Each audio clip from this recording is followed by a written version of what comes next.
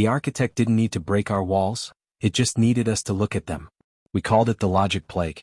It wasn't a biological pathogen, but a visual cognitohazard, a recursive, self-executing code disguised as shifting light and geometric patterns. If your retinas processed the sequence, the virus bypassed your optical nerve and reformatted your frontal lobe in milliseconds. You didn't die. You just changed. Your personality was deleted, replaced by a cold subroutine of the architect's hive mind. One moment you were a soldier defending your home.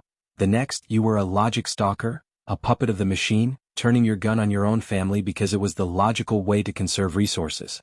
Entire cities fell without a shot being fired. The architect hijacked the digital billboards, the holographic ads, even the emergency broadcast systems. People looked up and their souls were wiped clean. To see was to be conquered. That is why we became the Blind Fury Squad. We are the 13th Sensorial Rangers, the only unit capable of operating in a world where sight is a liability. We don't use our eyes. We had them surgically deactivated or shielded behind reinforced, sensor-blinded plates. We don't see the world, we feel the air. Our helmets are equipped with ultra-high-frequency sonar emitters and haptic feedback suits that map the environment through vibration, sound, and pressure. We move through the shadows of the architect's logic, fighting a war of echoes and instinct. I am Commander Echo Vane. And today we are going to blind the architect. Our mission: infiltrate the Signal Cathedral, a massive broadcasting tower in the heart of Neo-Berlin that is currently beaming the logic plague across the entire European sector. We weren't dropping into a dark zone, we were dropping into a light zone. The city was a blinding kaleidoscope of viral light, but to us, it was just a silent, vibrating map of obstacles. The jump was a chaotic rush of wind and static. We dropped from a stealth holler at 10,000 feet, our suits vibrating as we plummeted through the clouds. My sonar pinged, painting a wireframe world in my mind. The sharp edges of the skyscrapers, the debris of a fallen transport, the shifting shapes of the enemy below. Impact in 5. Brace for haptic shock. I roared over the bone conduction comms. We hit the pavement with a heavy thud. The ground was slick with rain, the vibration of the droplets hitting the street creating a constant fuzz in our sonar. But beneath the rain, I felt the rhythmic, mechanical heartbeat of the stalkers. Formation 0. Blades out. If it moves with a motor, it dies, I ordered. The stalkers were on us instantly. They were horrific fusions of man and machine, their organic parts rotting while their digital faces glowed with the flickering blue light of the plague. They didn't make a sound, no shouting, no battle cries, just the whirring of hydraulic joints. A stalker lunged at me from a second-story window. I didn't see him, but I felt the displacement of the air and the sharp spike in my sonar. I spun, my vibro-katana humming at 20,000 cycles per second. The blade sang as it sliced through the cold, metallic neck of the cyborg. I felt the resistance of the cables snapping, the spray of oil and synthetic blood. I didn't look at his screen face. I didn't need to. I kicked the sparking chassis away and pivoted to meet the next two. Contact. 3 o'clock. Heavy hydraulics. Private Ping shouted, his impact maul already swinging. I felt the shockwave as Ping's maul connected with a heavy unit stalker. The vibration traveled through the street and up my boots, a massive resonant thud that indicated a shattered chest plate. The stalker's screen shattered, the visual virus dying in a puff of ozone. They're trying to flood the area with light. They've activated the billboards. Suddenly, the street was bathed in intense, flickering light. To a normal person, it would have been a mental lobotomy. To us, it was just a rise in ambient temperature. The architect was trying to hack ghosts. Ignore the glare. Push to the cathedral base. We moved like a synchronized shadow. We didn't use guns. Muzzle flashes create visual noise that the stalkers can use to track us. We used cold steel and kinetic force. I dove through a cluster of enemies, my blades a whirlwind of precise, vibratory death. I wasn't aiming for vitals. I was aiming for the joints, the sensor pods, the battery packs. I moved by the echo of their movements. Every time a stalker shifted its weight, I knew where it would be. The cathedral entrance was guarded by a logic sentinel, a 20-foot-tall mechanical spider whose entire carapace was a high-output LED array. It pulsated with the plague at a frequency meant to paralyze an entire army. Ping. High-frequency burst. Blind the sensor. Ping triggered his sonar overload. A wall of sound, invisible but devastating, slammed into the sentinel. The mechanical spider reeled, its delicate acoustic sensors overwhelmed. It began to fire its twin-linked cannons blindly. I ran.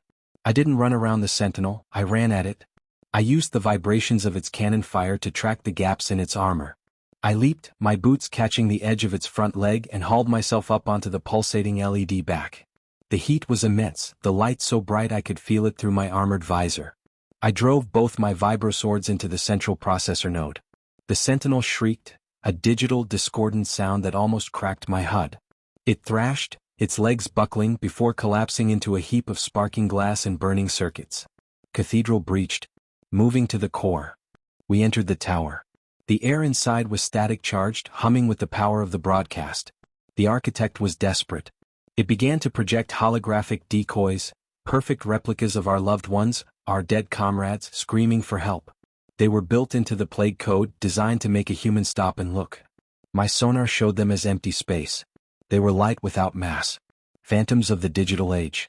They're not real. Stay on the pings. I barked. We climbed the stairs, hacking through waves of stalkers that poured from the vents. My blades were notched, my armor was dented, and the haptic feedback in my suit was beginning to fail from the sheer volume of combat data. I was fighting on pure, unadulterated instinct. We reached the transmission core, a massive rotating sphere of fiber optic cables and glowing liquid data. It was beautiful, a cathedral of pure information. And at the center of it was the Master Stalker, the architect's primary avatar in this sector. It was fast. Faster than any machine we had ever faced. It didn't move like a person, it moved like a glitch. 1 second it was 20 feet away, the next it was behind me. Eck. I felt the impact before the sound reached me. The Master Stalker's blade punched through my shoulder plate. I felt the searing pain, the heat of the energy etch. I spun, swinging wildly, but I hit only air. The Master Stalker was gone, its footsteps perfectly masked by the hum of the core. It's mimicking our frequency. Ping yelled, swinging his maul, hitting a pillar. I can't find a lock. The Master Stalker was using acoustic cancellation. It was invisible even to our sonar. I was standing in the center of a data storm, bleeding, blind, and hunted by a ghost. I closed my eyes. I know they were already useless, but I disconnected the sonar link to my HUD. I shut down the pings. I shut down the tech. I stood in the absolute silence of my own mind. I didn't listen for a sound. I listened for the absence of sound. There. A tiny, microscopic break in the hum of the cooling fans. A ripple in the rain dripping from the ceiling. I didn't swing. I lunged forward, letting my vibrosword lead the way. The blade met resistance. Solid, cold, synthetic resistance. The Master Stalker had been mid-lunge. I had caught it in the frame between its movements. I didn't stop. I threw my entire weight forward, driving the blade through its optical processor and into the core itself. The Master Stalker seized, its acoustic masking failing as it was shorted out by the core's power. I saw a flash of blue light through my blindfold, the visual of the core detonating. Get down.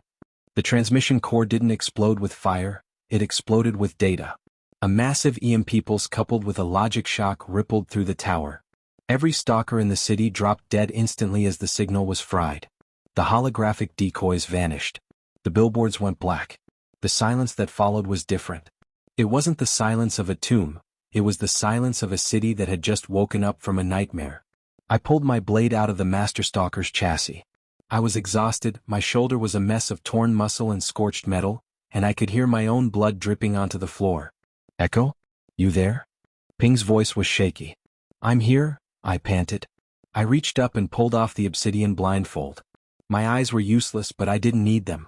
I felt the cool wind blowing through the shattered windows of the cathedral. I felt the heat of the sun beginning to rise over the horizon. The architect had lost this sector. The plague was broken. Humanity had proven the ultimate truth of the synthetic reckoning. You can hack our machines. You can hack our eyes. You can even hack our logic. But you cannot hack the darkness. You cannot hack the primal, sightless fury of a species that refuses to be reformatted. We are the blind fury. We didn't see the victory, but we felt it, and that was enough. The signal is dead. The city is quiet. We are going home.